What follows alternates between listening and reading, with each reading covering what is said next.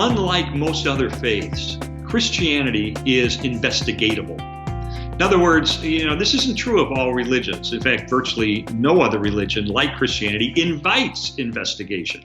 The Apostle Paul said in 1 Corinthians 15, verse 17, I think it is, that if Christ has not been raised, your faith is futile. You're still in your sin. So in other words, you can check this out. So when I looked at this as a skeptic, as an atheist, trained in law and journalism, I thought, well, wait a minute, there's really just three questions I have to answer. Number one, did Jesus live? Number two, was he put to death? And number three, is there evidence he was reliably encountered after he was put to death? Well, those are historical questions. You can investigate those. And, as you do, what you find is, the evidence for the existence of Jesus, I think, is overwhelming. We could make a strong case, for example, about the contours of the life of Jesus merely from non-Christian sources from ancient history. So we know that Jesus lived. Very few people would dispute that. Even Bart Ehrman, the agnostic scholar, recently wrote a book about the fact that Jesus existed. And as he said, that the other theories just pale in comparison. Second, was he put to death? Well, interestingly, the evidence for his execution is extremely strong. Why? Because most of what we know from ancient history, we know from one or two sources.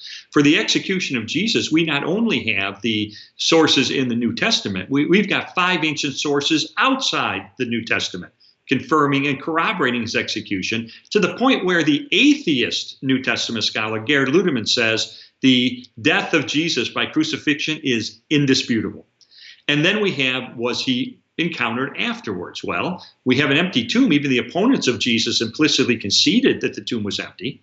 And then we have 9 ancient sources inside and outside the New Testament confirming and corroborating the conviction of the disciples that they encountered the resurrected Jesus. That is an avalanche of historical data. And incidentally, the first report we have doesn't come centuries or decades later. We have a report that Jesus was put to death for our sins, that he was buried, that he rose from the dead, and then it mentions the specific names of eyewitnesses and groups of eyewitnesses to whom he appeared.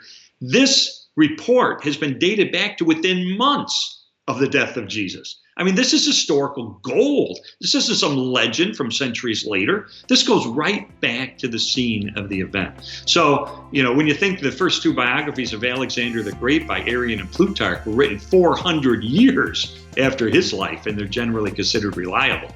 So, here we have fresh reports that we can trust that establish that Jesus did return from the dead and thus authenticated his claim to being the Son of God.